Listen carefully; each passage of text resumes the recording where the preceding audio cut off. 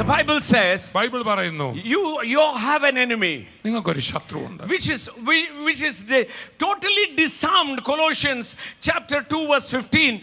But even today he wants to trick.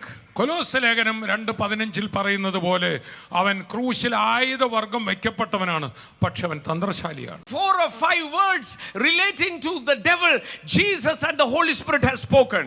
പൈശാചിനെ കുറിച്ച് പറയുമ്പോൾ യേശുവും പരിശുദ്ധാത്മാവും പറഞ്ഞിരിക്കുന്ന 3-4 വാക്യങ്ങൾ പ്രത്യേകം ശ്രദ്ധിക്കണം. Jesus refers to him as a liar and a father of it. യോഹന്നാന്റെ സുവിശേഷം 8-ാം അധ്യായത്തിൽ അവൻ ഭോഷ്ക് പറയുന്നവനും അതിന്റെ അപ്പനുമാണെന്ന് പറയുന്നു. Turn to your neighbor and say, don't spend time interviewing the devil. അടുത്തിരിക്കുന്ന ആൾ പറഞ്ഞാട്ട് പിശാചിനെ ഇന്റർവ്യൂ ചെയ്ത് സമയം കളയരുത്. ചിലർ ഇങ്ങനെ ചോദിക്കും, എവിടുന്ന വന്നേ, അവിടുന്ന് പോകുവോ? കള്ളനും കള്ളന്റെ അപ്പനുമാ.